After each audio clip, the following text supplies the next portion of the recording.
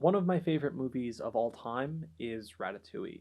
Despite what now must be dozens of rewatches, I find myself coming back to this movie that honestly came out in my mid teens as a sort of comfort food for whenever I'm feeling down. At its core, this movie worked for me on a lot of levels, and it wasn't just because I like cooking, or because I have a soft spot for ridiculously crazy Foley work, or even that I kind of just love the music. It's that the central theme of this movie resonated with me as a creative person. For those of you unfamiliar, the core theme through the entirety of Ratatouille is summarized in the first minute. Amusing title. Anyone can cook. What's even more amusing is that Gusteau actually seems to believe it. I, on the other hand, take cooking seriously, and no, I don't think anyone can do it. For the rest of the movie, the main characters find themselves trying to prove this axiom that anyone can create great things. And that at almost over 2 hours of runtime, we end up at the very last scene with our main antagonist clarifying this central thesis. Not everyone can become a great artist, but a great artist can come from anywhere.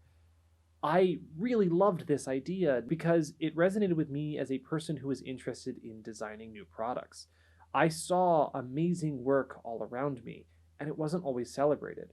When I started writing this lab, I kept coming back to this movie and thinking about this idea. As an engineer, I always considered myself to be less of an artist and more of a scientist. But after a lot of time in the field working on products, I have to acknowledge that what I do with the designs that are handed to me is fundamentally a creative process, one that's just as subject to harsh critique and fear of rejection and honestly fits of ego as any artistic project that I've ever encountered. What's different for us as engineers, however, is the constraints of our medium. While we're free to play with our softwares and our simulations, at the end of the day, the limitations of the materials, manufacturing processes, and financial constraints that our companies put on us really affect our work so much more aggressively than any one ingredients list or artistic palette. As an engineer, I get so excited to see those limitations shape and define a product in a way that no one could possibly imagine. While anyone can design something with unlimited money and resources, genuinely great engineering is all around us and often overlooked. Consider for a moment this picture. There's a good chance that if you're looking at it, you're wondering why I'm showing you a picture of a chair. I can guarantee that every single one of you have interacted with this chair countless times, and you've probably never given a second thought to it. This classic chair is what's referred to as a monoblock, a single piece of plastic that is injection molded to create an affordable and economically viable piece of lawn furniture.